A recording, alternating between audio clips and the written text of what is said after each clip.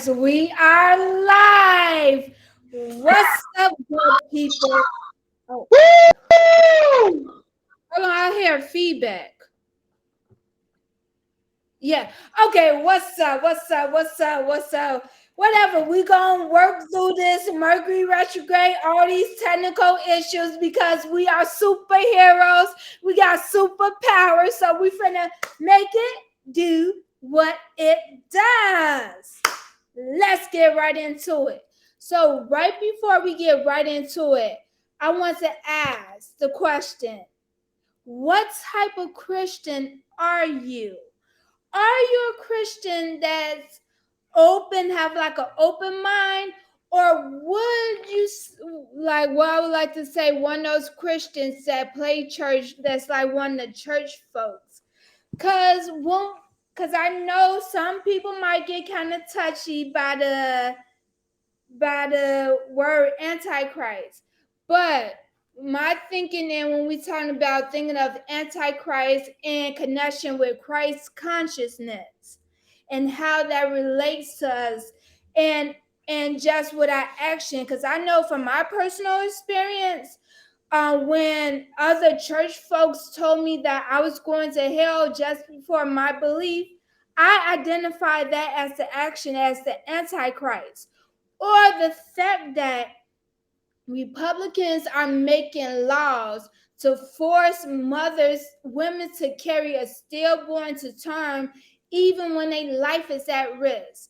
Wouldn't y'all consider that the act of the Antichrist?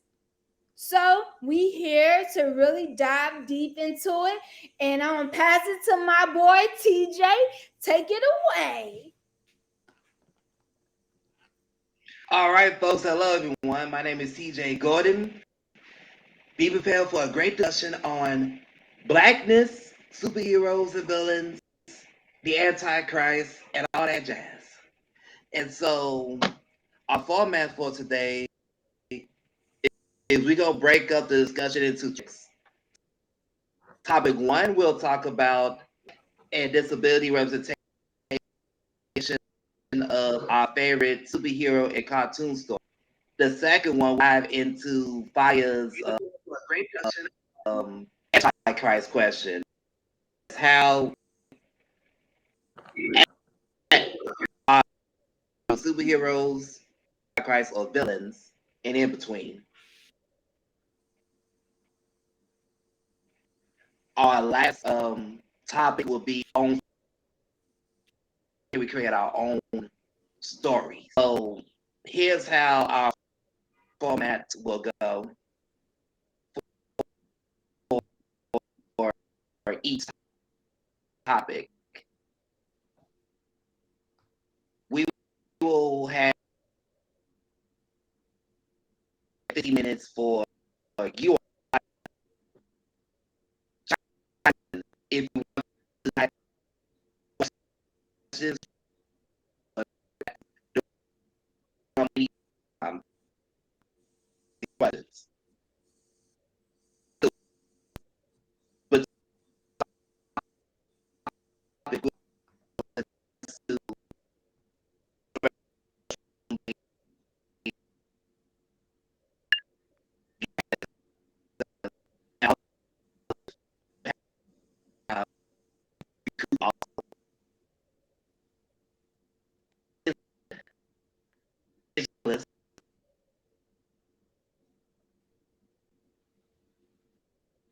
to have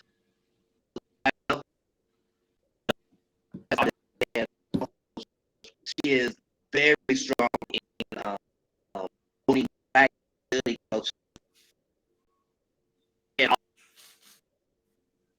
we got TV and a very huge Disney.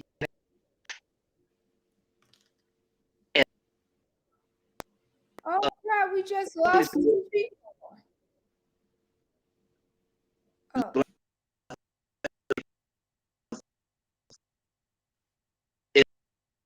heroes in here.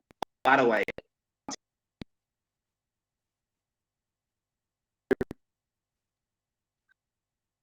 create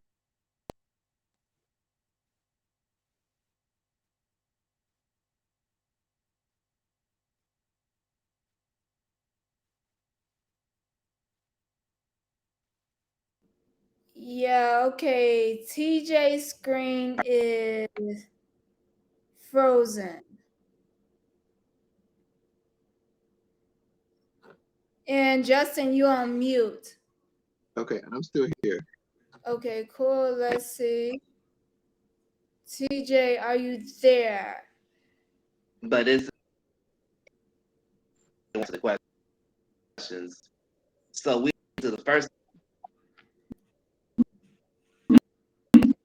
Come on. Oh, TJ, you're a bit frozen. Okay. So,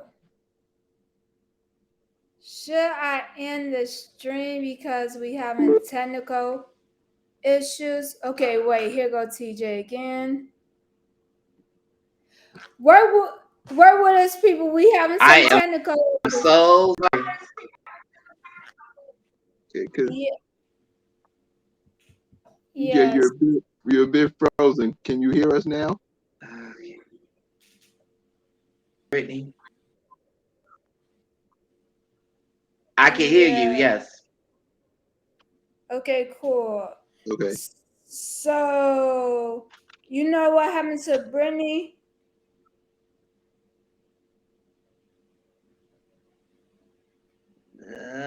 She might have been kicked out too. Yeah, because it kind of froze and then it kind of kicked us all out and had to reconnect us. Yeah, okay, I just texted, but let's get right into it because, like, Mercury retrograde would not defeat us. That's right. That's right. Okay, so TJ, what is the That's first right. topic?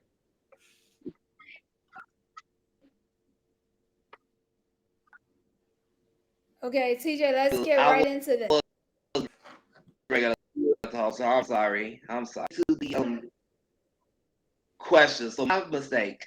And hopefully come back. So the first Oh, here topic we she will go talk right about here. I'm is here. Black Disabilities. Yay. Brittany, are you back? So we're I'm about to here. talk I can see and of hear you guys. popular superhero Yeah, Okay. is your video industries. working because your screen is black? I can see and hear you guys fine. I don't know. Okay, cool. Let's get on with this because we are superheroes and we gonna make it do what it do. So Yeah, I can hear you. take it away. All right. So question number one for you all. Tell me about your heroes or your villains or your main characters of the stories and the comics that you love. How do you relate to those characters who are black and disabled and have some type of superpowers and abilities? Okay, well I can go like one person like I really connect with um um was from like Octavia Butler's book Wild Seed.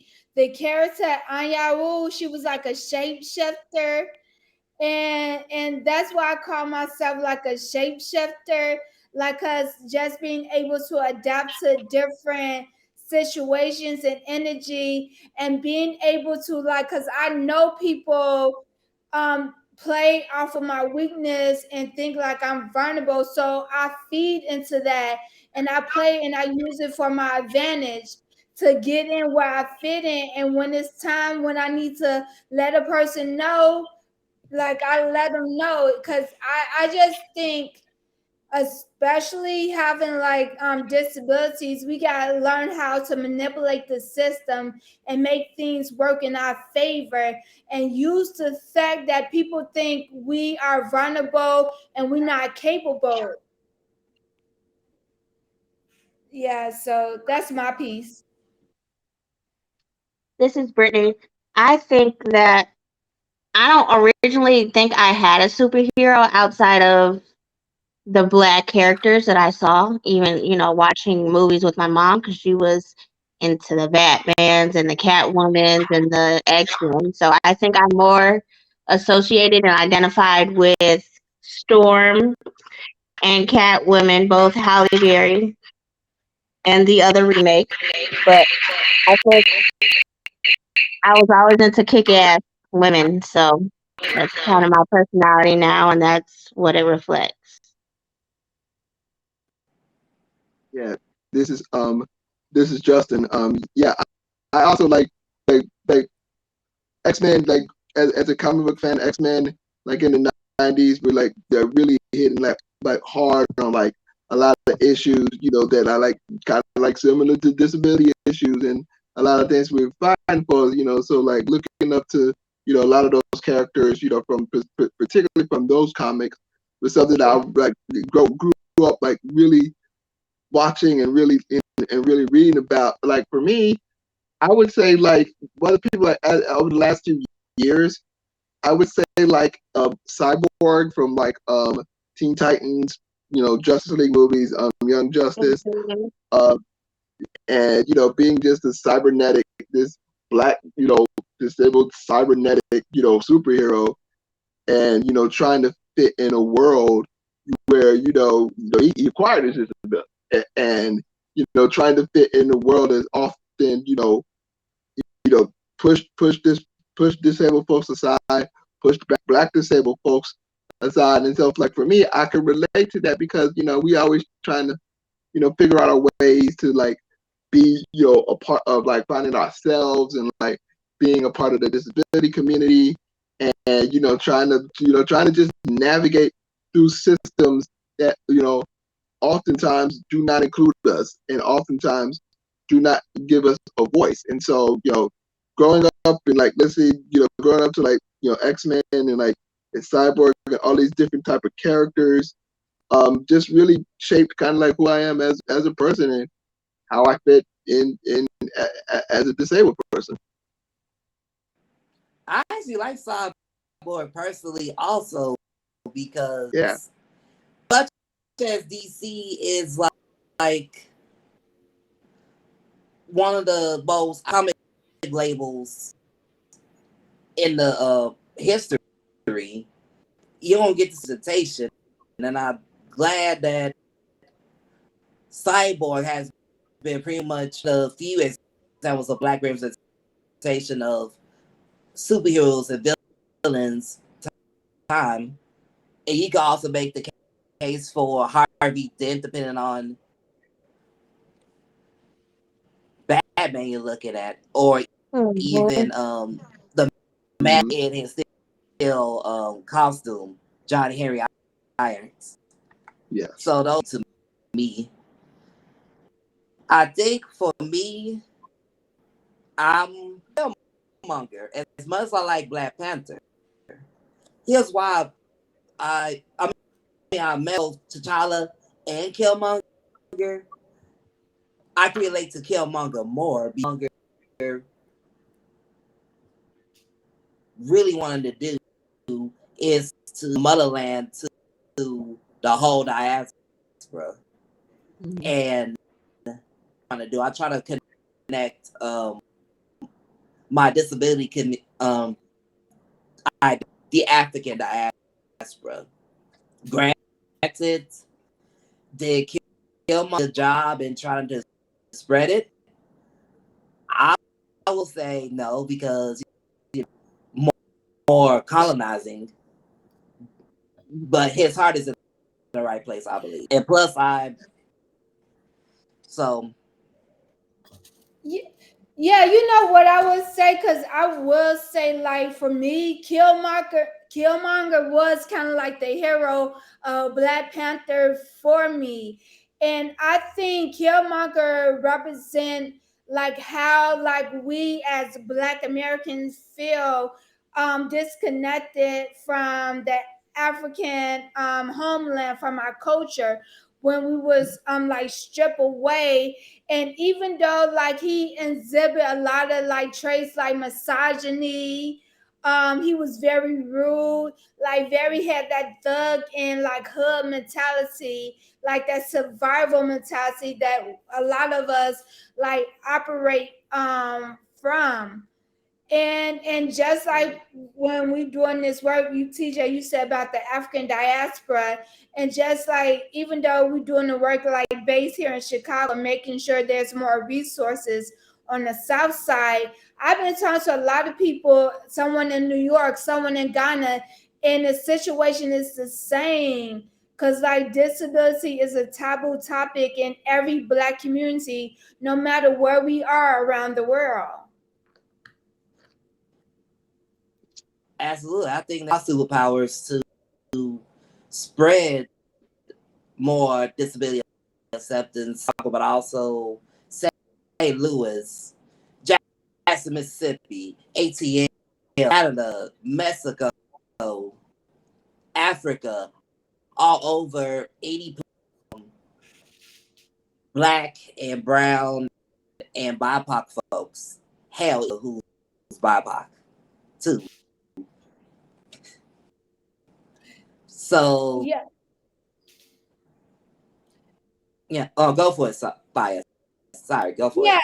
like no, cause like when you talking about, cause I know when like I first started this project, I wanted to include like all BIPOC people with disabilities, but I also found out working with another person that's BIPOC, and like these trying to take over, and trying to like it's like how do we coexist with the different ethnicity with all being people of color, because we all have different struggles and how we show up. But the one thing about starting working with you, TJ, made me realize that Black people with disability living in America have a very unique experience from everyone else. It's like just going back to like slavery, when like our ancestor was free in 1865, the disabled Black people then wasn't able to lead a plantation as freely, and that helped create like the separation between disability and Blackness. So like that's this is my mind is like moving fast, but like I think that is like the what line where the separation between Black people with disabilities and other people with non-disability, that separation, how we overlook. Absolutely, absolutely. And we could definitely get into more cultures in topic 3. But I like the way you bringing it up right now. Fire. It actually could keep in the back of my mind. Brittany, I'm about to pick on you now. Okay. You are a fan of Princess Tiana, the Disney princesses, especially the princess, the BIPOC um princesses.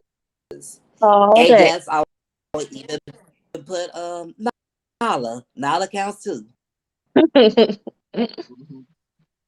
But Animals are a separate kingdom, TJ.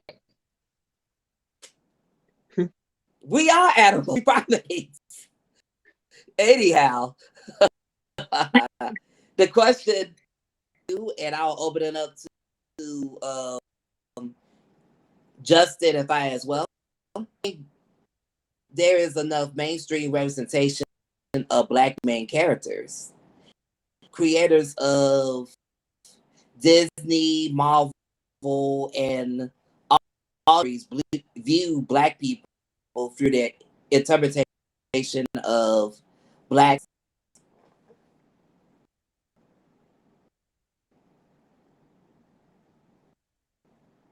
Are you asking, is there enough, TJ? I'm sorry. Oh yes, I am asking enough representation of Black main characters. And the second part to it is, how do, let's say, Disney, for instance, usually portray Black in their story? Well, let's talk about. I have the book. I just so happen to have the book randomly, but the the recreation of this story, The Little Mermaid, is a good example of how we weren't represented till Tiana, and how, like, even me as a child, I watched these shows or these movies all the time.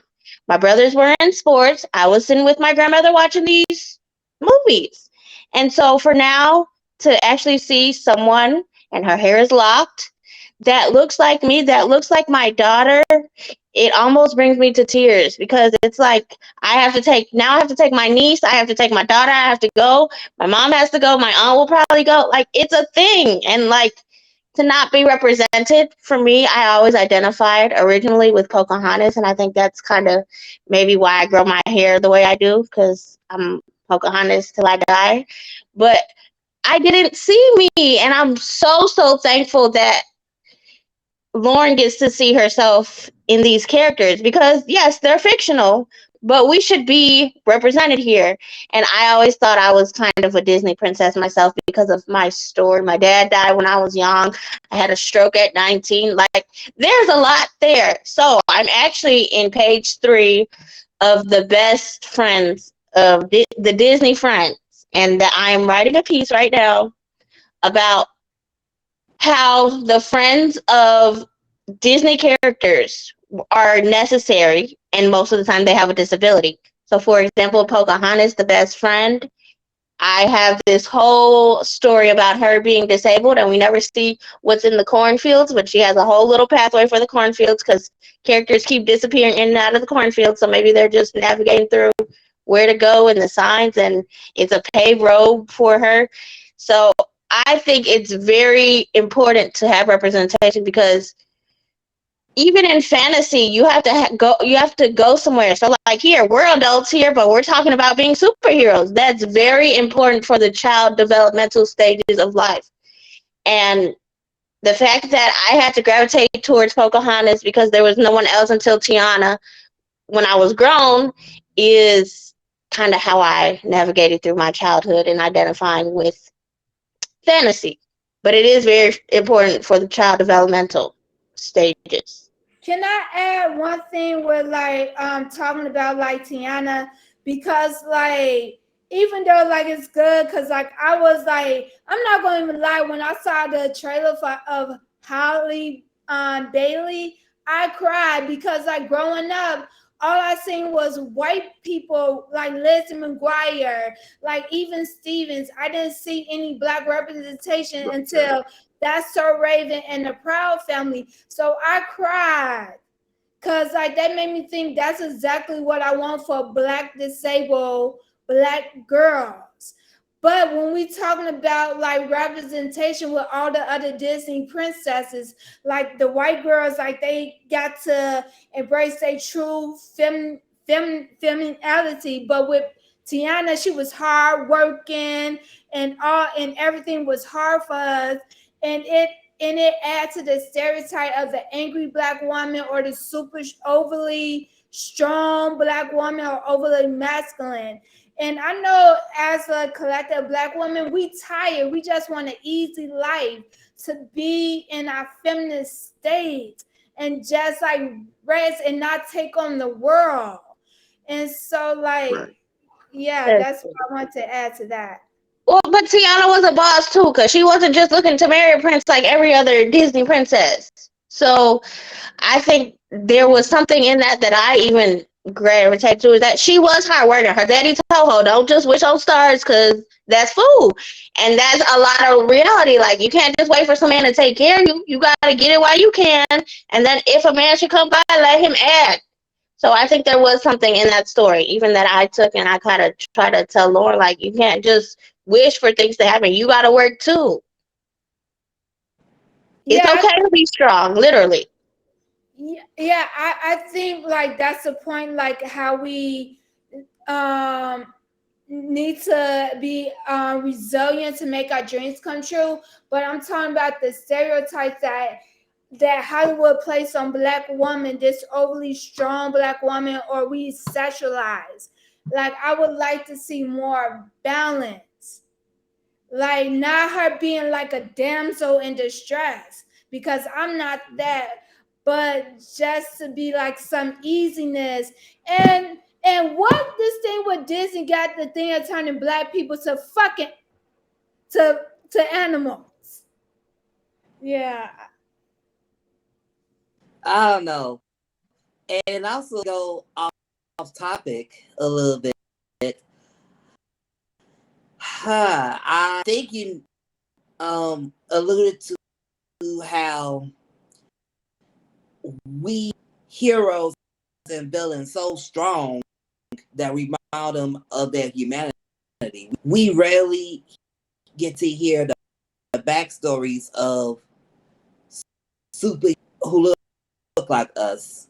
All we know is man, they can kick ass, they awesome. We even in the context, do we even know T'Challa's backstory, at least movie wise, or Kilmo, other than T'Challa's father killed his brother or T'Challa's uncle, basically, and wants revenge. We don't really get to take the time to what makes them. Similarly, other Marvel heroes or any superhero, like I could say, for instance, we know that Fury was white at the beginning until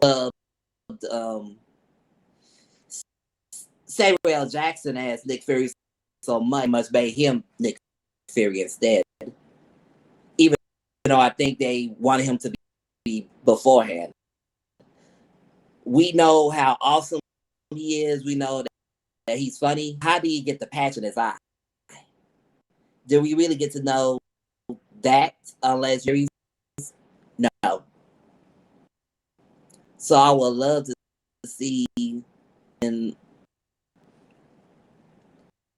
stories or people who think it's more equitable in stories, at least explain the aspect of some of the superheroes. The same way they explain how Magneto became Magneto, how Professor became Professor X, or how the Murdoch became the Daredevil. For Misty Knight, Luke Cage, and the other black heroes and villains.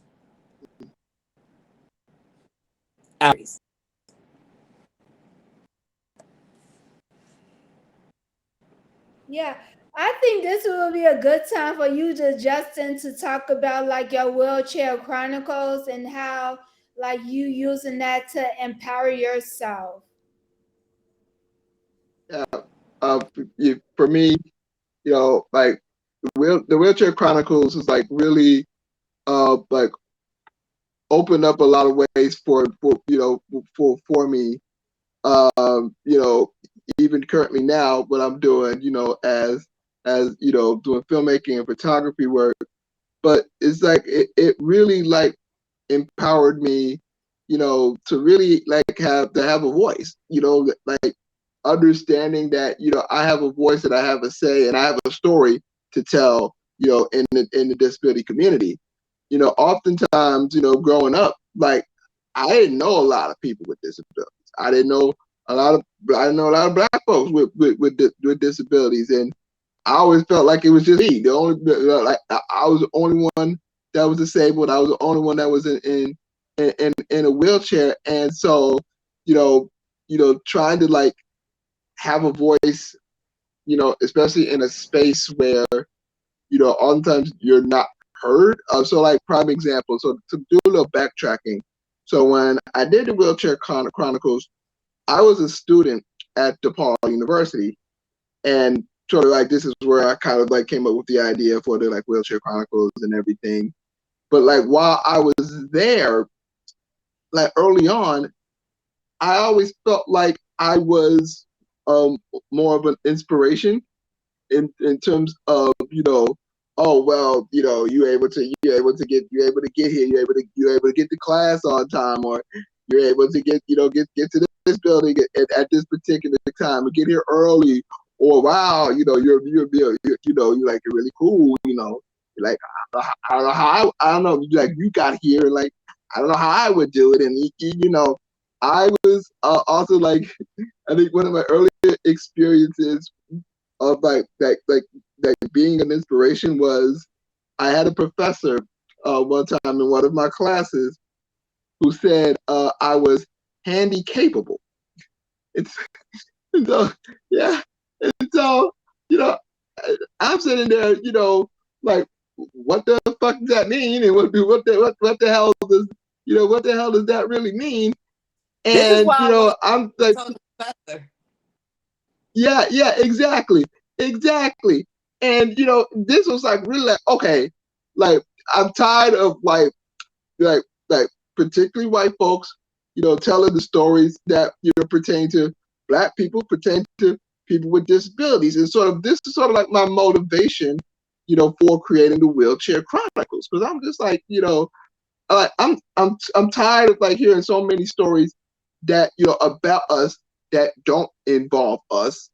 And I figured, like, you know what, I can tell my story better than anybody can. And so, creating the Wheelchair Chronicles was something that was very important to me. And then at the same time, I got like acclimated to like the disability community and meeting like so many like badass people within the community that were just open about their disability and didn't give a fuck about how people viewed them or how people seen them. And having that experience firsthand, I was like, oh, okay, so I actually do have something to say, or okay, this is how I could use my platform to spread awareness about like accessibility issues, or how I feel, in terms of intersectionality of being like a Black man and being disabled, and all of these things like really opened the doors for me. And so like being a part of this community, the importance of it, right? The importance of seeing like people who look like who talk like you, and understand where you coming from, that was such a relief for me. And being able to see that and being able to add that to the work that I do, and in empowering other folks with disabilities, because that's what we got to do for each other. You know what I'm saying? Oftentimes we don't see, like I said, we don't see people like us. And so Mm-hmm. it's important for us to tell our stories, even in like as TJ, as you was mentioning, like the lack of backstory for like Black superheroes, and even villains. Like, there's like a whole bunch of stuff about Batman and his backstory, and how he's been affected by like his parents getting killed, or like how he's like affected a lot of like the villains from like Arkham Asylum, and all of these other things that you hear about. Mm-hmm. And it's like, this like, I want to hear more of that from like our superheroes, from Black superheroes, from even the villains, and like, hearing those type of stories. And so all of this stuff was just been empowering for me, because being able to see somebody who looked like me, hell yeah, I was like, yeah, I have that power, and I have a voice, and I could do some shit Mm-hmm. in this community. And I know that I got the backing from my folks who understand what I'm going through. Yeah, and I kind of Absolutely. want to add like a one thing of how like a lot of Black celebrities that I found out had disabilities from our research, and how in order for them to reach the pinnacle of their success, they had to disassociate their disability.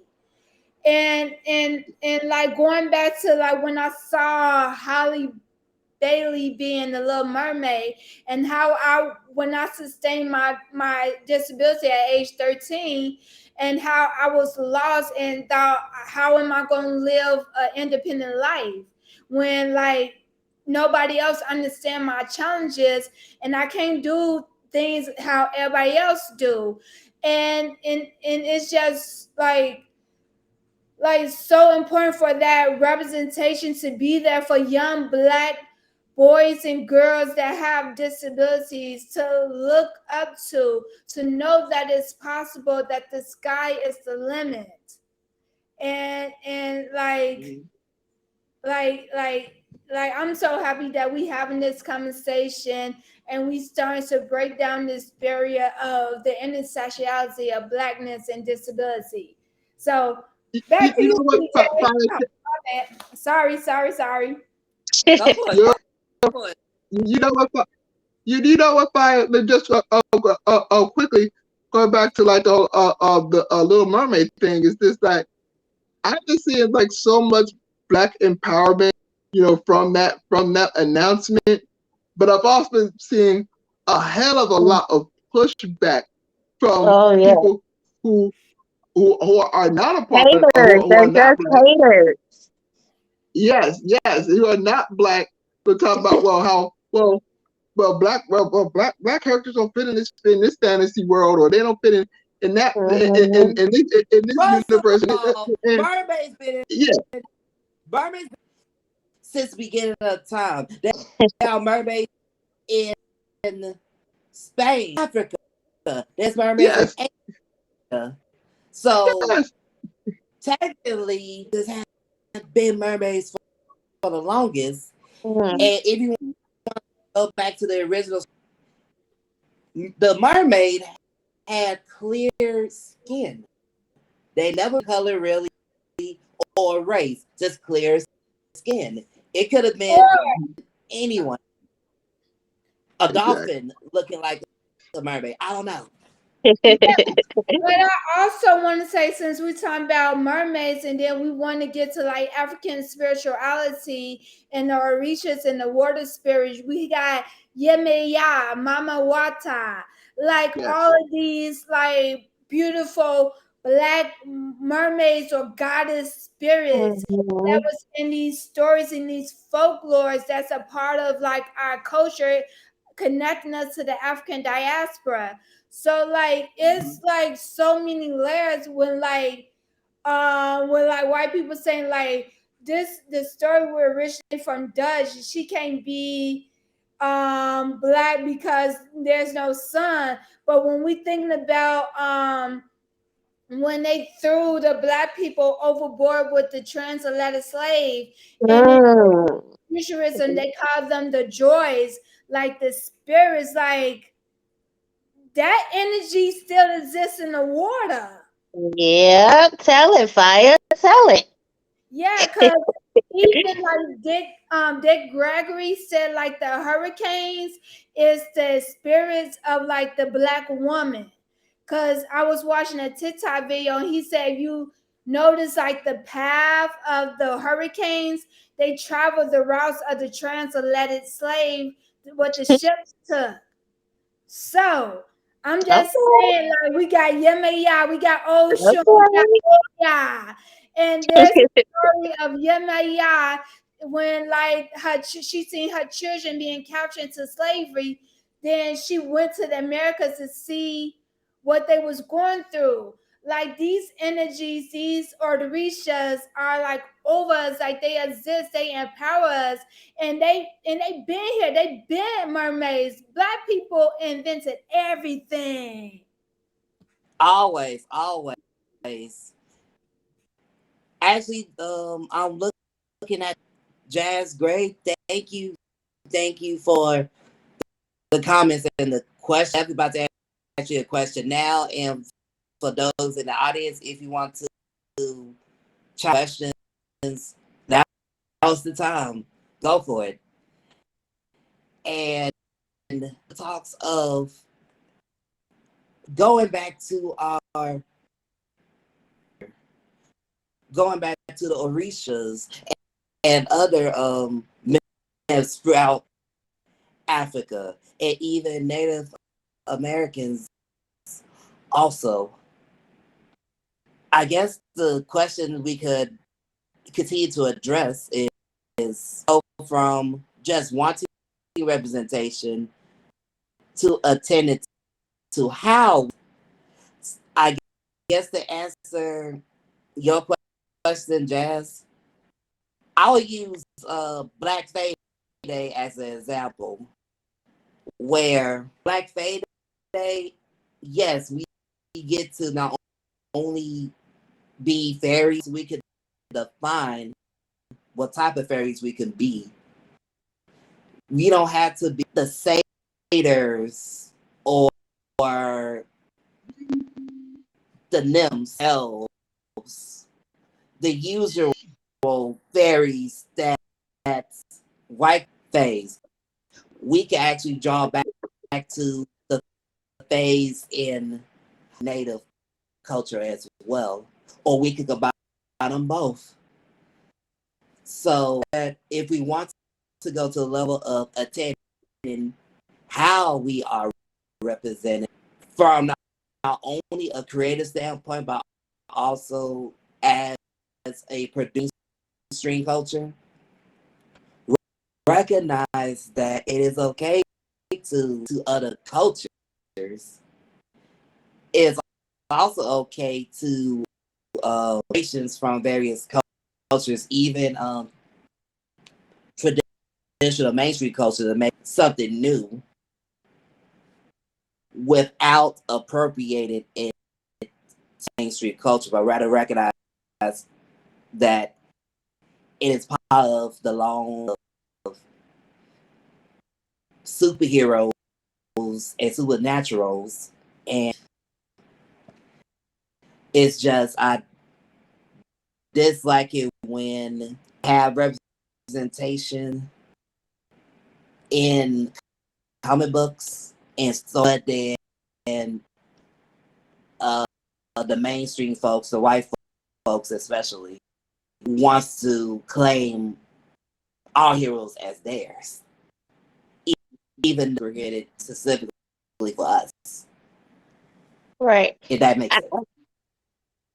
I also think that we need to be a little more aggressive when we are doing things.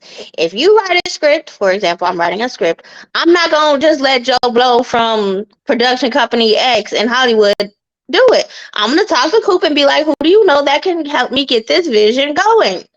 Because I think a lot of what happens is that we write or we create and then we sell, kind of like the beauty products and all the other things that we do that are great. We sell so we can make more profit.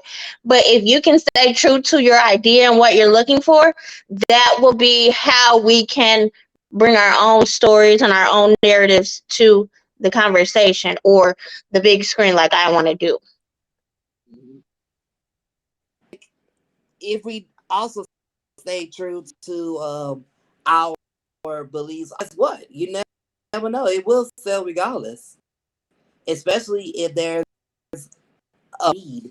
For instance, I'm holding in my hand Queen Helene's cocoa butter. Now, people will probably would have laughed, well, why we need cocoa butter?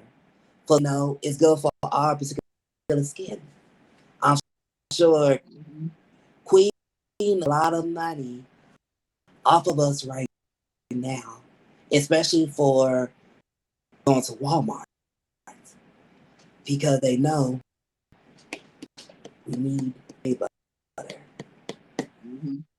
Granted, of course, Yeah. natural is better, but that's another thing. If Mm-hmm. you need, you will, is money wise, representation wise, etc.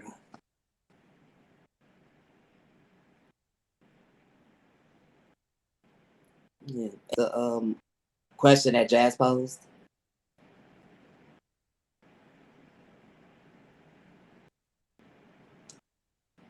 No. And Fire, you about to say something? Fire. I think you muted it, Fire. I think they're muted, Fire.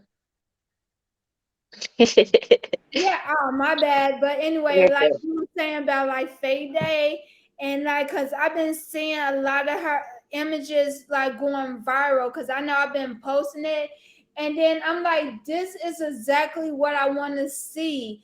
I want to see how us like just being black and disabled, how we can use our creativity and talent to create opportunity for ourselves. Because those images was beautiful. And just thinking about like in different wheelchair being a fairy, what's the backstory? What do those stories look like? Because I'm ready to see, like Brittany, you saying you want to create your own film and story. I want to hear these stories. And like when y'all was talking about the one that Samuel L. Jackson played with his eye patch, like I kind of want to hear like those backstories, because I know with me, like once I found out that like my grandfather, my on the sperm donor side, that he was from Gullah Geechee, and I really like got in like really researching that culture, like with hoodoo, and with like even with Tutanese, and how creative our ancestor was. Like even though what all they was going with like Jim Crow slavery, they was able to recreate a new language, to create a new religion after being stripped from everything. And we can tap into that power and create these stories where we see people with different types of disability, not only people that got physical disability, but who are neurodivergent and have chronic illness. So like I just want to see all the different brilliance of people have to offer with being black and disabled. Yep, absolutely. Mic drop. All right. Yep. So there's no other responses from us or the audience. Okay, with you all, we will get into a 5-minute break, and then after the 5 minutes, to part number 2: how Black people are viewed as superheroes, antichrist, villains, and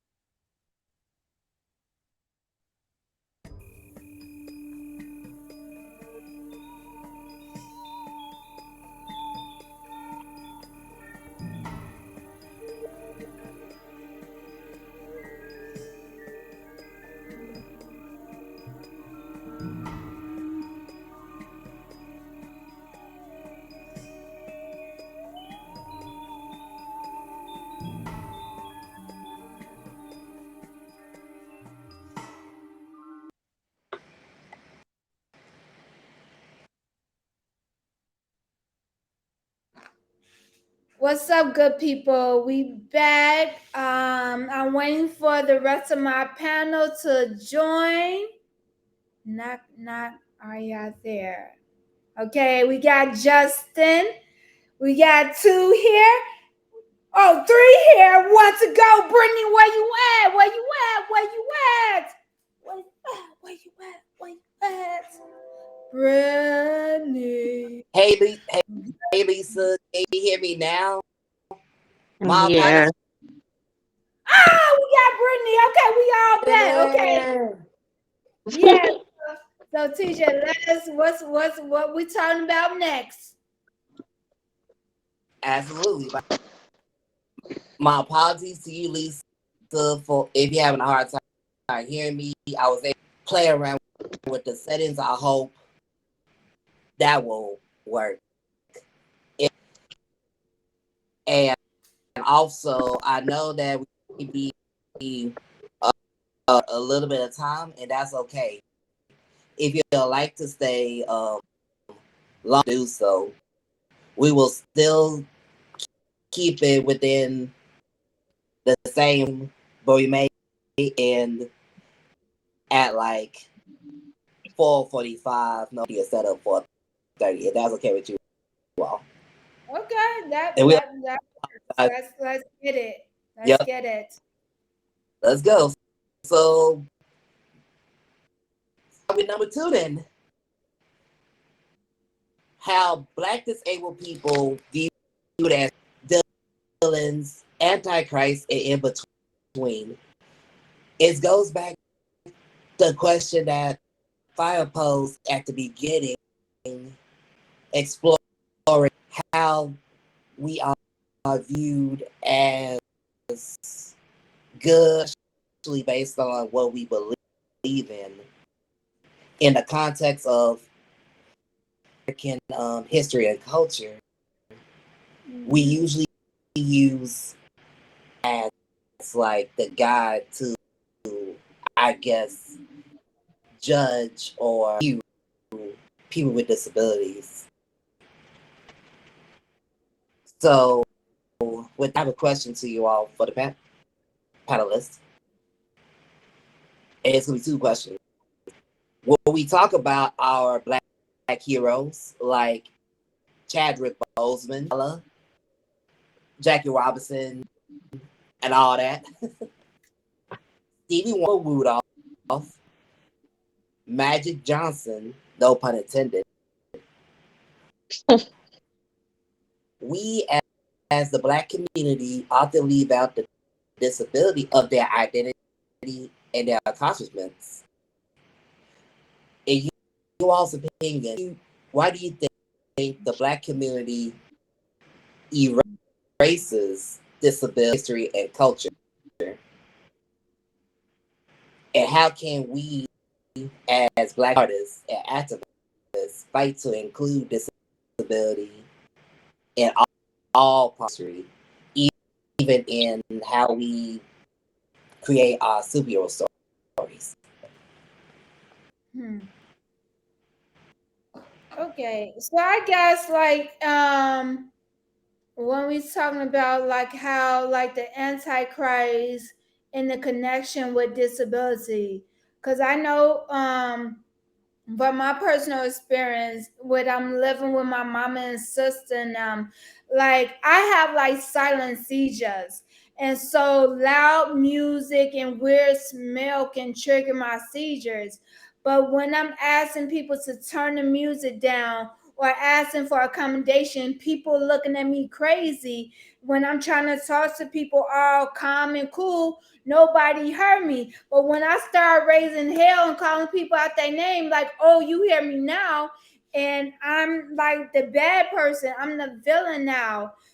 Because like it just baffles me how like people feel entitled to your needs and able to control you what's good for you and to say, but when you doing something that can cause me to have a seizure and can jeopardize my life, and you're not trying to talk to me and look at me crazy, that's a problem.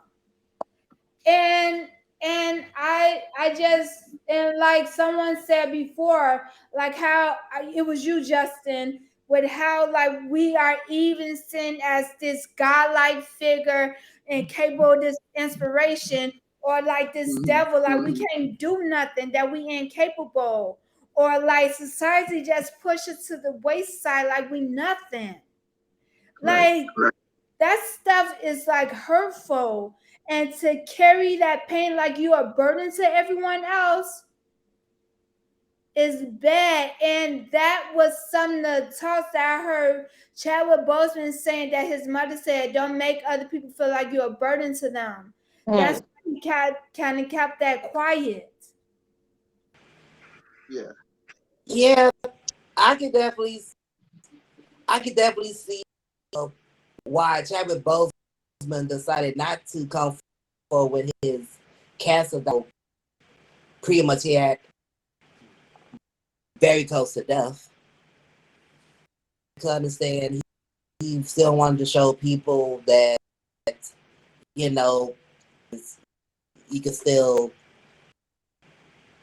be whoever you want to be. I feel that the problem is that a lot of history, even a lot going on with Black culture, with disability, slavery, for instance, the sins of slavery that our ancestors became disabled, whether it's through the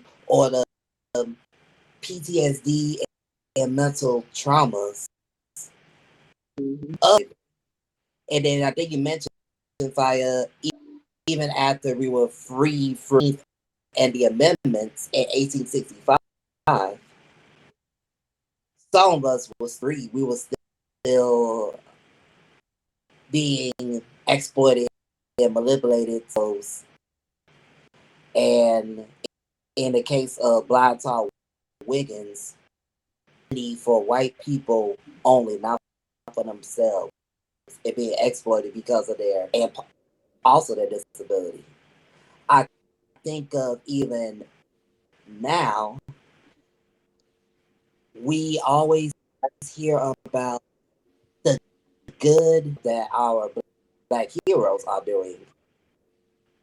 Yet, just like in cartoons and superhero stories, we don't hear about their backstory about the disability, or how their disability even influences their celebrity stories, the good about the world. Walter Payton, for instance, one of my favorite running backs of all time, one of the great and humanitarians, period. So his biography came out. Now there was a period between when he retired until 1999, when he told the world that he liver cancer. He was going through a lot of depression, to the point where he backed out of he was pretty much sleeping around and not being around at home as much, other than things. We don't really talk about how industries that make us great is also disabling us. So when I talk about, we talk about Walter Payton, for instance, and let's talk about how the NFL and other sports leagues take care of players after they retire, or they don't check on their mental health, as they don't talk about how Walter Payton was using laughing gas to ease the pain. So let's talk about chronic our community and our industry. Yeah, I kind of want to ask some points that you said, like even going back to the point to include like Harriet Tubman, like even though she fleed all these black people, over 300 people, but we really don't think about she had traumatic brain injury. Those sleeping spells that people talking about, that's kind of similar to the silent seizures and the blackouts that I have. And it's like everybody glorifying her, but we don't really hear her diving deep into her life, like what she was like a woman. Did she have time to deal with her trauma with having TBI? And then also going to the NFL, a lot of these players are developing CTE that's connected with TBI, and they are developing a disability. Like what's that one Mexican football player? He went to jail. Aaron Fernandez. Oh my goodness. Yeah, he has. What great talent. Yeah. I mean a lot of Fernandez, Junior Seau, a Hall Yes. of Famer by the way. Uh, Demarius Thomas, even the recent case, Yeah. retired. Died Yeah, because of seizures and couldn't find trauma. right. And then So we it's real. also don't. Yes, and then we also don't talk about how black people are becoming disabled from gun violence and police brutality. Look what happened to Khalif Brada being in solitary, how he developed like mental challenges, and he led to him committing suicide. And I think these are important topics of how like black people are becoming disabled, but disability is still a taboo topic, and there's not no resources to help people for when they become disabled. Right. I think it's interesting because just thinking of our culture, think of Black History Month. We still only have 1 month, but things come out every single day about what we have done. And I feel like it's easier for society to talk about it in the aftermath of what happens to us. For example, Chadwick, let's talk about all the awesome things he did because, yeah, he had cancer, but he did this movie, he did that movie, he did this, he did that. Like, it just seems easier for society to just talk about it in the aftermath instead of giving us our flowers, while we're alive, because that would be too hard for us. But I like that our generation specifically, we continue to have these conversations and have these discussions to let people know that we see what you're doing and this is no longer going to be acceptable. And I think that is the treasure and the blessing in our generation, is that we realize like y'all got to stop treating us like we still slaves because we're not our grandparents. So Right. I think that is what speaks to me about that. Yeah, and let's talk about Chadwick Boseman. Like when he first, we didn't know that he had stage 4 colon cancer, and he was losing all that weight. And then all the black people on social media call him like a crackhead. But when he died from stage 4 colon cancer, oh, he's this hero. Oh, people saying like, oh, I don't have no excuse.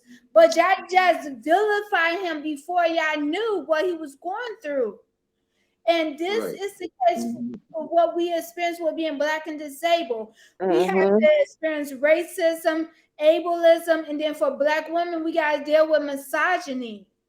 And I just think like if the film industry was more inclusive and accessible to people with different types of disability, Chadwick would still be here with us. But I'm glad we're using his story as a catalyst to advocate for more accessibility in the film industry and different in art industry and career and employment and hospital Mm-hmm. and housing. And that's what his legacy means more to me because he was a phenomenal actor, a genius. But he Yeah. was suffering when we seen that movie Ma Rainey before he died, like how he was struggling. And those are stories that I want to hear more of. Absolutely. Another story I want to hear more, I think we could take a lesson for that one. Ray Charles bio. It was one of the dopest movies ever.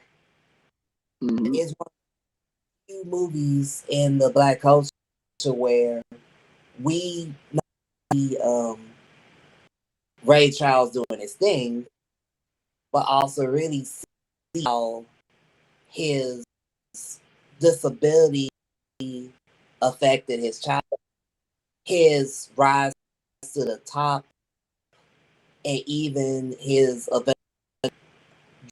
drug addiction and rehab, and our family infidelity stuff as well.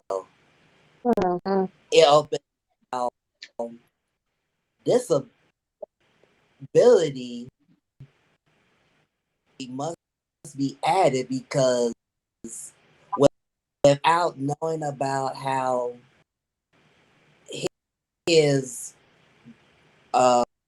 blindness of his life and some of his choices that he made, we would have just said acted and a cheater. Granted, we wouldn't still excuse it in the past anyway. We would have not have seen the disability, not shown the lens. So I think as Black and activists, I think we should definitely tell our story as it is, even those in some of the stories that people don't want to hear, but they need to hear. And you know, Yeah. mine's with my battle in my earliest college years with alcohol to be social because I wasn't used to being social with a lot of people until after college when I realized I didn't really need alcohol anymore. Tell those stories instead of Austin, TJ, Brittany, y'all doing all these great things. The end. Brittany and her path to motherhood, Justin's path to where he is right now, and Fire's path to right now with her art. Our disability story counts art and talents and other abilities. Yeah, sorry that Exactly. I had to let it go. I think like it's important, for all of those, for all aspects of our stories, to be told, the good and the bad, because it's like there's too many people, especially able-bodied folks, non-disabled folks, who are always wanting to hear the good things or the positive things about, what you're doing and how you're doing, or you're doing these great things. But a lot of people don't know or don't want to hear like the struggles that we really go through. Like, yeah, I could get outside and I could roll around in my wheelchair and I could do all of these things, but a lot of people don't know like the struggles it took to actually get in my chair.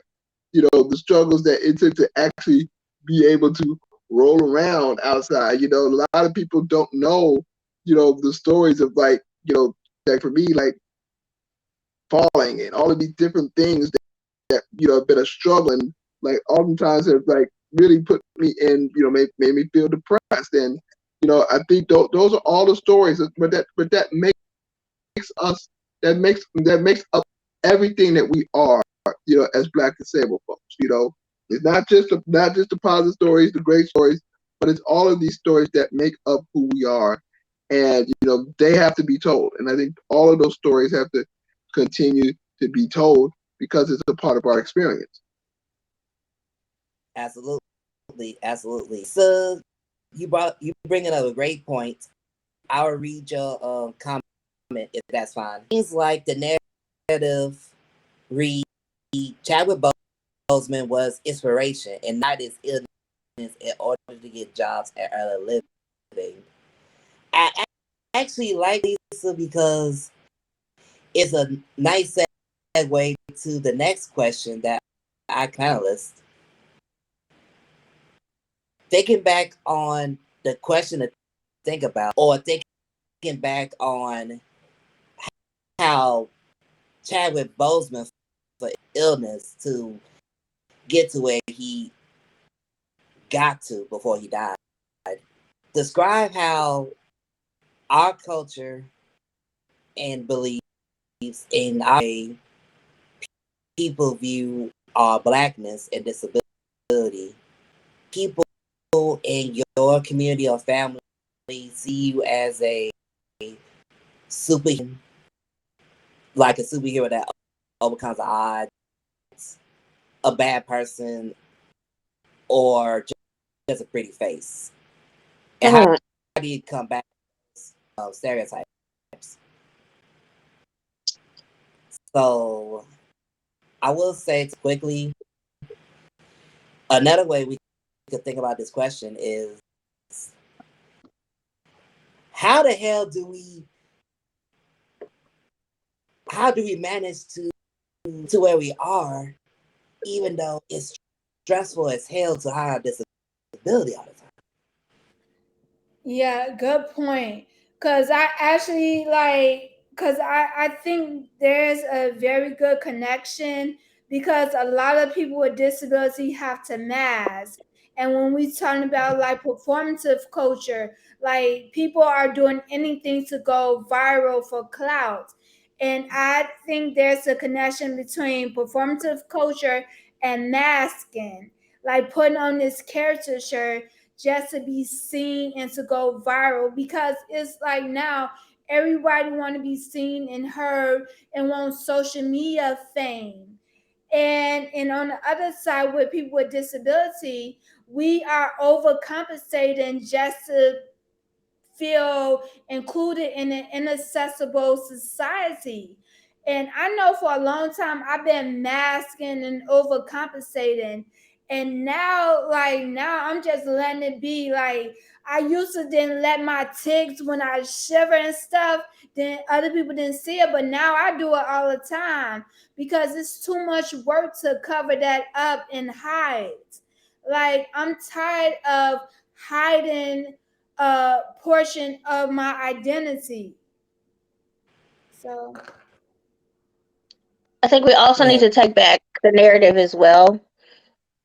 Specifically, and yeah, being a black woman and growing up in that and what that means.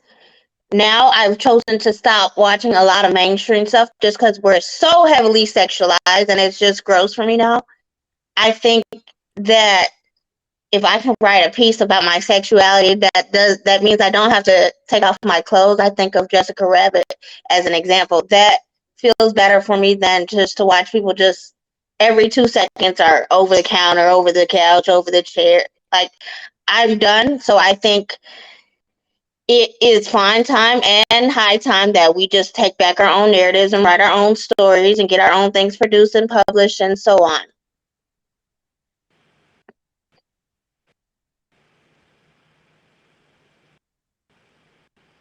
I agree. I agree with you, Brittany. It's about time that we take back our own narratives. I think you brought up a good point of how movies are becoming too sexualized to the mainstream. It's also interesting.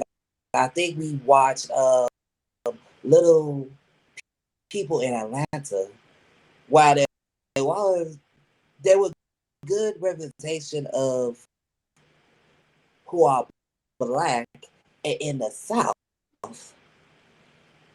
all we really see is how sexy they are. mm-hmm. And I'm an expert. But can we hear more about life or what they're really doing? yes, Yeah. we need to see that, that we may have a disability, but we could be sexuality too, male, Yeah. female, and in between. Yeah, and that point brings me to a good point. Like, even though, because I love ratchet TV, reality TV, Good Woman, LA, but on the other side, it's like it kind of felt like they was being exploited. And when we go into like black people with disability, and the only the only job they could get was working in the freak shows in the circus, because there was a story of the two albino twins who was in a human zoo. And just because like black people with disability are isolated from the black culture and black community, and we can be seen as a very vulnerable demographic, and that leads to us being exploited. Because how many stories is that black mentally challenged people being taken advantage of by other people? Just recently, that black man was in the basement of a white family, and they was neglecting him. And I like those stories need to be told also.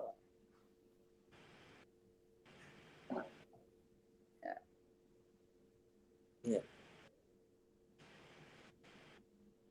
To answer the question about how me personally, gosh, this is like mixed feelings on that question personally. And let's say the black community, for the most part, for people with autism, that community to be and such. I get that a lot all the time, to the point where it's hailed as a success story, even though I feel personally doing what I'm doing as a human being. I don't see myself someone special.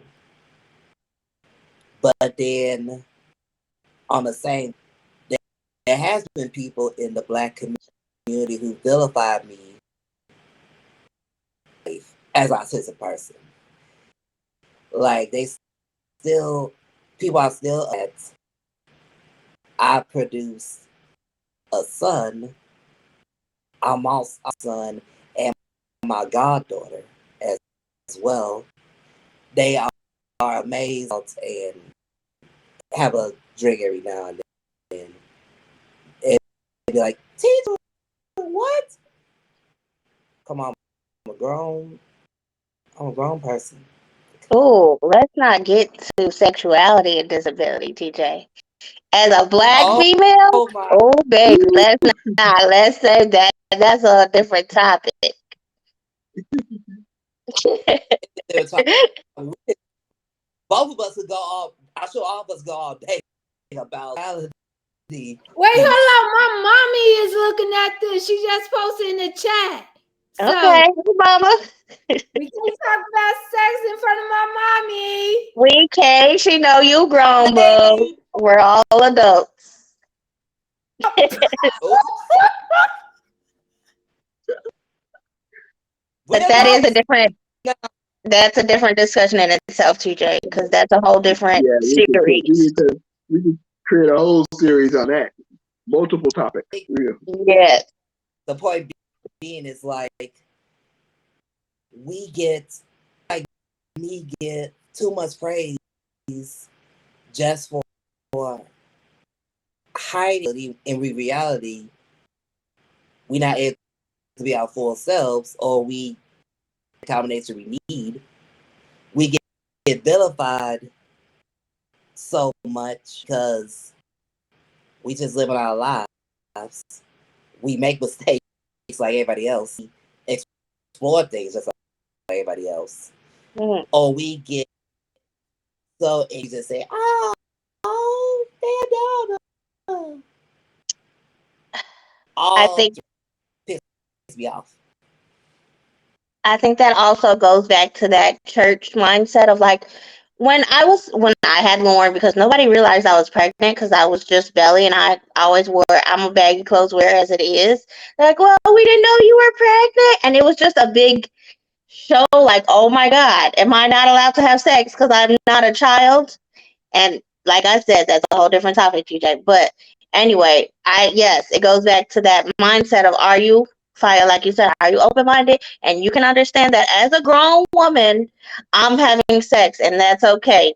If you think that's wrong in your church mind, I don't have to be here. And I literally had to leave my church because, well, it was a multitude of things. But after I had Lauren, they were like, oh, she can't be in childcare while you're singing because she's not a year and she's not walking. And I said, well, baby, then I can't be at this church no more. And I had to step away. But I think Yep. Or it's a thing. speaking of this, one instance where I wanted to speak in church when I was in church. Initially, the pastor was like, I don't know. He doesn't talk. Basically, it'll lose. They're afraid that it'll affect my disability or whatever. Eventually, my mom came in, let me speak once Sunday, and ever since then, I will speak. So takes my talent, piano or the recorder in church once. I think it's looking at the disability itself, person, and the what we can do, and I think we're better off not only in a larger scale, but particularly, and I feel like we'll be more included in our communities if people just and our needs as a whole. It's funny, like TJ. I've had like like my family. So like my family is like very very very is religious. My grandfather was a pastor and all of that, but they never really like treated me as like a as like an inspiration or anything like that. They always treated me my disability. They knew who I was, and they always treated me fairly. But it was always other people within the Black community in the church that felt like my disability needed to be prayed away. And, and I had this one story. I had one story where I was at this church with a couple of friends of mine. They knew my disability and everything. It was like a New Year's Eve, service, whatever. And so, I'm there with them. We celebrate, whatever. And the pastor, the bishop, and his two deacons, right? They wanted to pray, and so they immediately kind of came in my direction, and I kid you not, I kid you not, I was surrounded by like four dudes, basically like wanting to put oil on me and wanted to pray my disability away. Like that shit was going like What that this shit the was gonna work. fuck? Yeah. And so I said like so you can see like me clearly embarrassed by this whole situation because it felt like I was singled out of everybody else. There's other people at this church that need prayer. Right? I just immediately come to me and think that you were gonna heal me right on the spot. And it was always like people within, Black folks within the church that would always treat you like these inspirations or like you're gonna be healed, if we pray for you.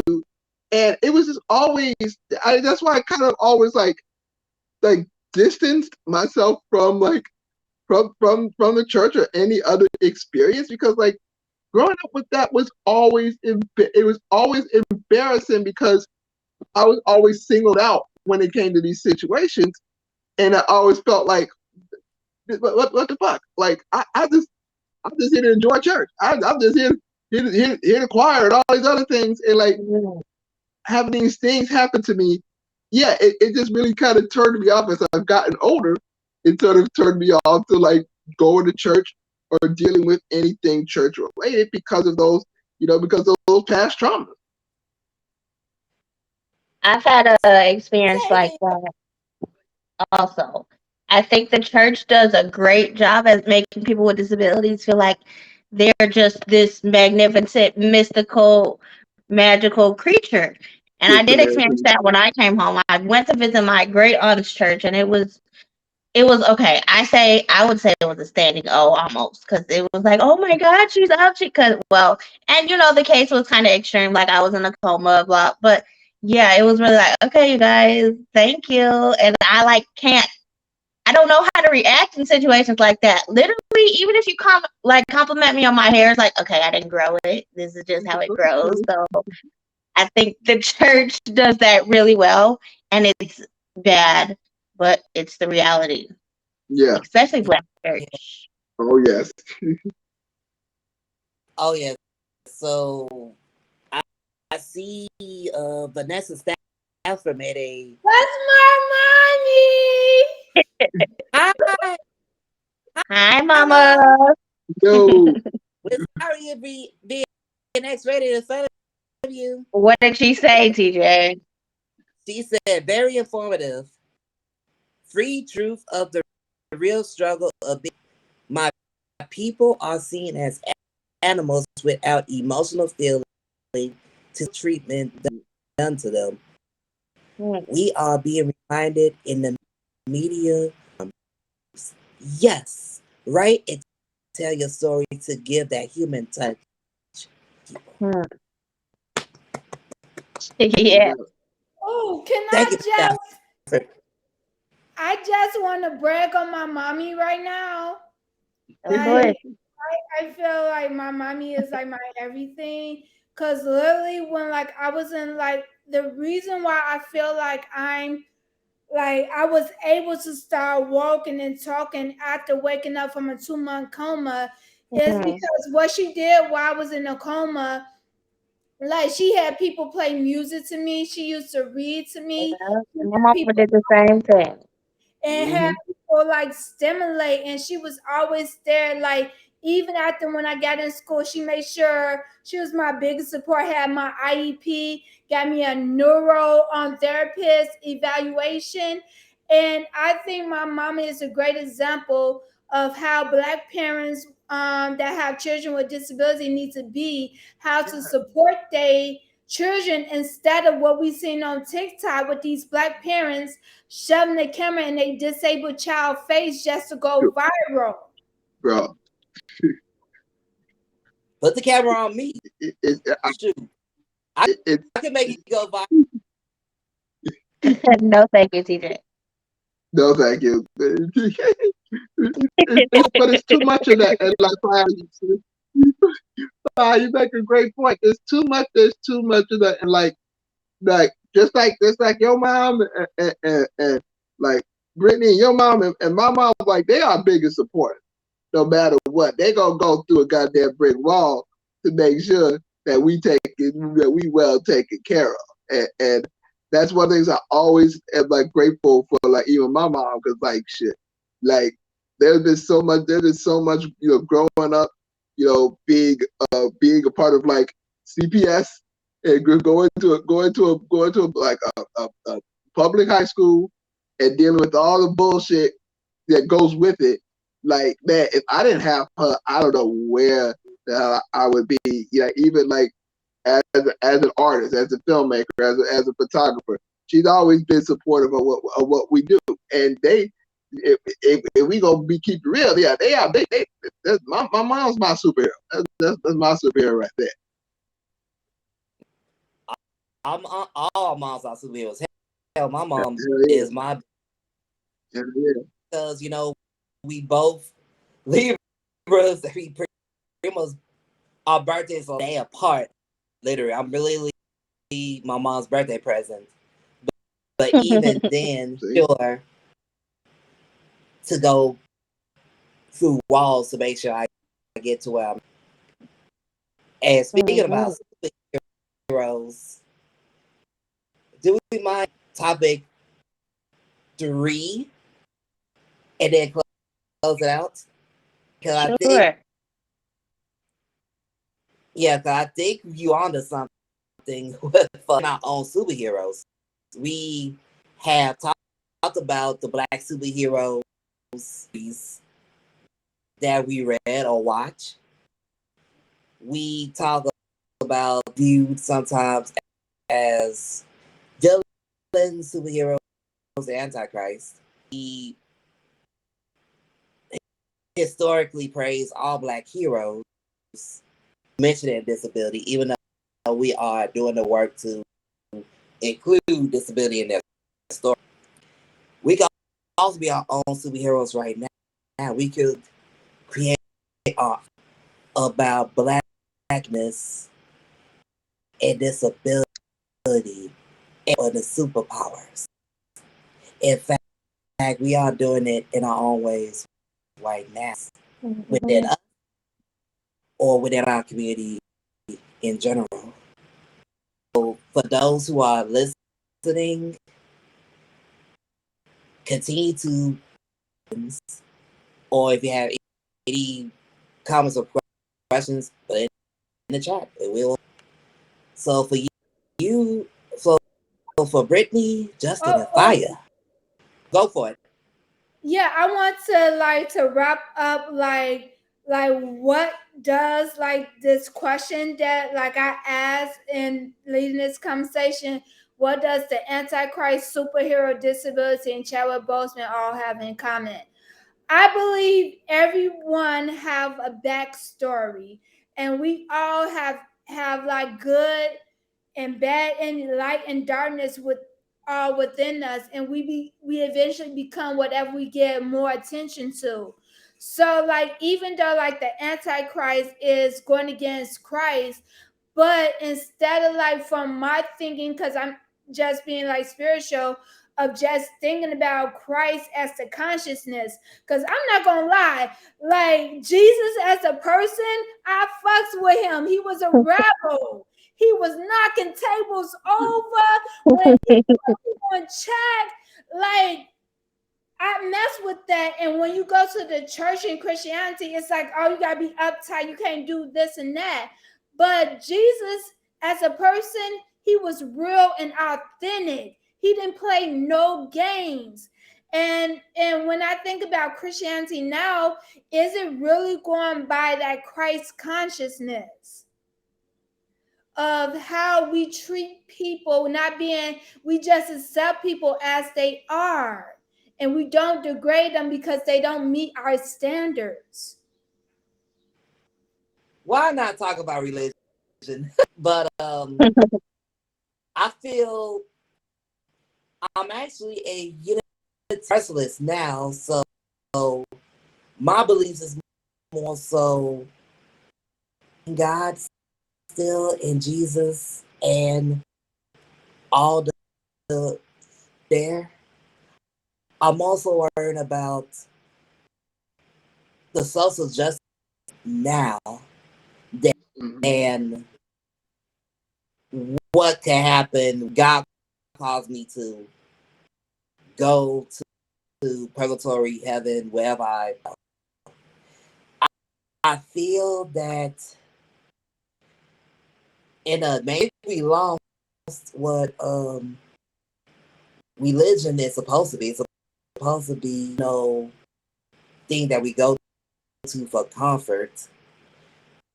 We guide, but we have to seek out our own answers. It had to be a rule or a ritual all the time, but rather where he used the teachings and the rituals as a guide, not telling people what to do. That's how. That's why when I'm practicing, whether it's Christianity or when I dabble into the Quran, Eastern and African philosophies, my learn about the areas, incorporating those things into my personal life as well as my work. And then also encouraging others to start exploring what they believe in and then incorporate it to their lives. I think that's a big topic that could be separate. Say Yeah, part two. I want to say also that what you said, Fire, is a thing because I'm part of the church I'm a part of now is very much in the belief that Jesus is the way. So we should be, living that Jesus life, like you said, Fire. We need to be out here getting absurd and upset about things that are not Christ-like, and we need to be Yeah. helping people. And that's the most basic element that we need in a church. It's not about the building. It's not about how you dress. You can come in shorts, and they really don't care. It's about Right. what you're doing to help people and help yourself for the greater good. Exactly. And at the end of the day, that's really all it's about. I think that's kind of was a thing that kind of turned me off to the church as I got older, and really learning more about, in college, getting to learn more about theology and really learning more about the teachings of Jesus and like what he stood for. And so, like, once I got out of that mindset of just like, okay, yeah, this guy, like fine, he said this guy's bad dude, and his teachings should all be followed because hey, he was helping people. He was out here helping people. He was out here kicking ass. And I think that's the one thing that we have going forward is that mindset of hey, we got to do good for ourselves, but we got to do what's good for the disability community and being able to help others within the community. I think that's really at the end of the day that's what we here for. And going forward, that's something that yeah we got to keep doing. Because there's a lot of evenness in the world, not a lot of wickedness in the world. So we got to continue to, making sure we fight against that. absolutely, absolutely. Nice segue, by the way, to part three, heroes. And if I may, I can ask the last two questions. Close it out. So, knowing we have our personal connection through spiritual knowledge and whatever to advance our beliefs in our Black disability community, how can we incorporate our Black success, our Black magic, whatever inside into our art, our movies, cooking, and all the other stuff that we do in the Black disability community? I can lead. I think you got to carry it with you always. So you guys know that when we schedule things, I can't schedule things at a certain time of day because I'm a mother first. And I let her run and play and run me ragged because I need to go to bed too. But I think also in that, with your identity and how you identify, you need to carry this suitcase of I'm a Christian, I'm a mother, I'm a sister, right? Your list is endless. But you can't ever just be like, oh, well, so for example, today I'm not a mother because my mom has my daughter. Like, I'm still a mother. She's just not here, so I can do what I have to. But you have to, and I think also the biggest part is disclosure as well, because a lot of people don't know what they don't know, so they can't really help you if they don't know. I will add to it, Brittany, as a father and godfather. It's I'm pretty much off the clock because with grandma and Theo lives with his mom, helping him as much as I can financially and talk to him over the phone as well. In my case, stop being a dad. It'd be a better dad, using my what I know in my work to help black disabled identify themselves, empower themselves, and empower others. I use my black magic also in my love of geek stuff into my work, more geeks and nerds like you all, and then expand our reach above. I just feel like not only add, add and incorporate whatever identity we have, it our work, but also announce to the world what we stand for. This is our work. Take it however you want. Right? We gotta be our true, authentic selves. That's what we gotta do. And I guess I can close like it's my goal through the I Am event series, Disability, Art, Life, and Culture, is to put disability culture on the same level as the LGBTQ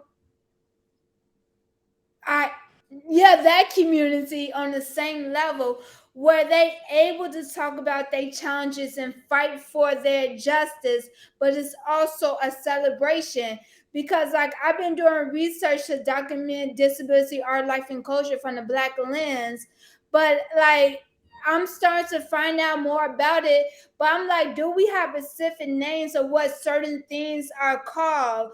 Like different linguals, like how do we thrive and live, and those are things that I want to see documented so we can celebrate it, so the upcoming generation of black boys and girls can have a guideline so they don't feel isolated and they can be seen and know the sky is the limit for them. So yeah. Absolutely. Hold on. Yep. You're not done yet, Fire, because I actually have a question specifically for you. And, Uh-oh. and you, yep, I do. I mean, you can answer it too, Joe. I think it's more of a Fire question. Since, from my understanding, not only your work is hinted off of this thing, particular thing too, called Afrofuturism. That is your jam. With that being said, how can we fuse our love, black folklore, Afrofuturism, gay, and other alternative stuff, whatnot, to black disability culture? Create in our spaces where we could combine our intersectional identity, like nerdum slash alternative lifestyles, even Afrofuturistic identities, while making whatever we create is inclusive and accessible. I think that's a very important question, and especially when we thinking about what Afrofuturism is us is like basically black people seeing themselves in the future.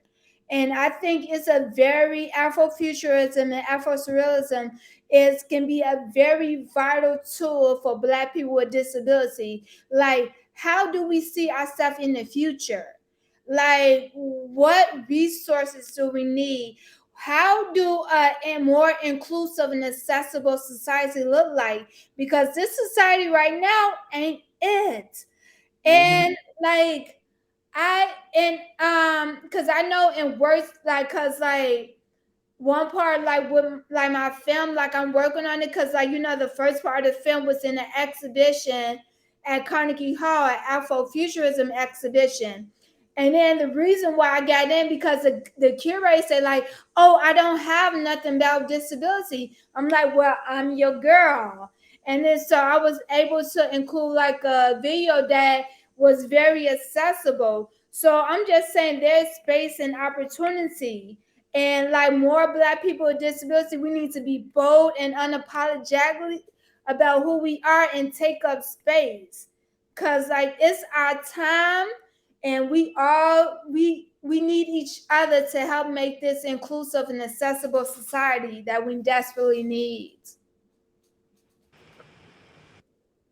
Oh yes, I agree. Also, similar to what you mentioned, Fire, the Afrofuturism, not just being all science. I like that aspect too. That's why, honestly, Wakanda is a huge draw. We have been creating Wakandas, and we are trying to create Wakandas right now, where we the techie world and our vision are the aspects that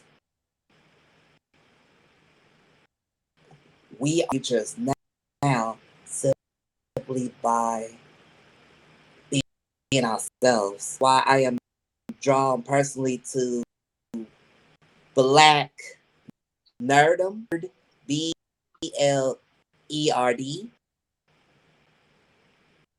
and the where for those who are not familiar with cosplay, Bub as your favorite character. So think costumes, but instead of just dressing, you get to dress up on special occasions or any day, anime or comic conventions, etc. In my case, black dis black and cosplay have enabled me to connect with more black disabled folks who love similar things, to form small and intimate communities and online where we we have been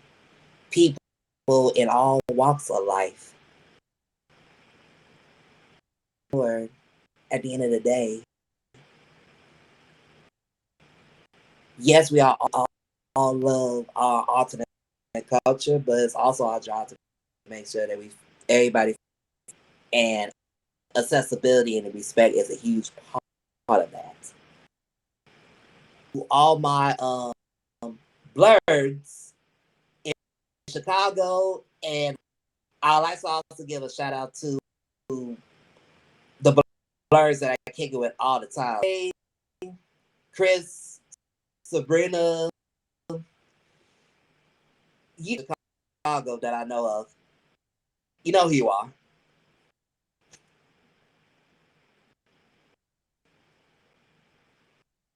Brittany or Justin? One last question.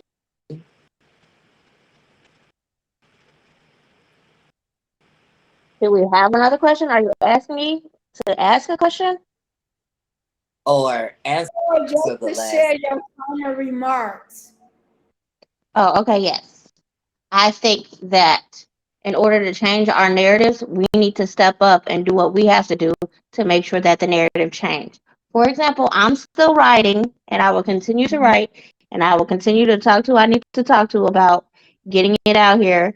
Much like, and we didn't talk about this, but I was fortunate enough to see Code of the Freaks last weekend, and that was a lot in it as well. So I think we have to begin to do things for ourselves by ourselves. As we do in the activism community, we need to do within each and every realm of our life. And so I think that's kind of where our future is in that of like just taking over. We need to take over the mainstream and put more of our stories there. Yeah. Yeah, I agree. I agree with that. It's like, yeah, we gotta really be the ones out there in the forefront. As I said earlier, we gotta be our most authentic selves because that's who we really are. And if we gonna make noise in these industries, in the film industry, myself in the art industry, we got a voice. we got a voice, and we got to raise it within these systems that have often excluded us, from being a part of. And so from on my end, I'm like, listen, I got a voice, and these art sectors and these art communities that oftentimes have pushed me away. Oh no, I got a voice now, so I'm here. And so it's important for us to continue to raise those voices, so that future generations of Black disabled youth can make their voices heard. Mic drop.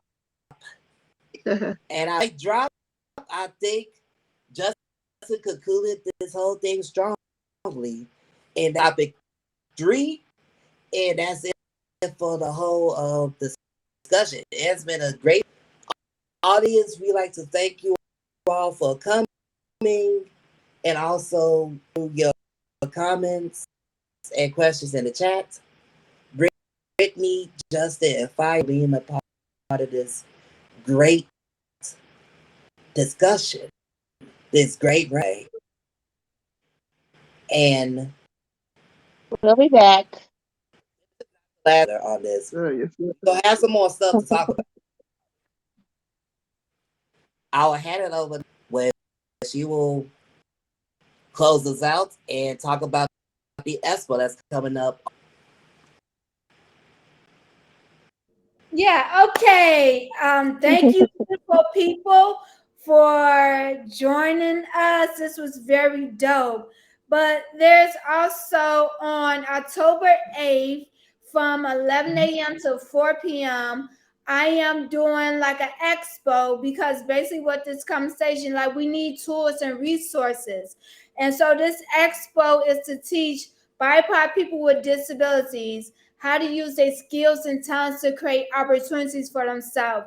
So we will have like dope panel discussions to talk about poverty in the disability community, race, medical racism, and also talk about the CESA bill that's very historic, that was created by these phenomenal people here with me. It was the first bill created by BIPOC people with disability. So put some respects on their name. Yes, yes, yes. It would be dope workshops about like entrepreneurship from the disability perspective. And then there would be free food. So the expo would be like a hybrid event. So you will be able to access the expo on the app, but for the people who can come in person, it's gonna be a dope experience. And I want to see all y'all beautiful faces there, because we all need to be taking up space to be creating this inclusive and successful society that we all deserve. And being Black and disabled is the new cool in that. Yeah. yeah. bye, you guys.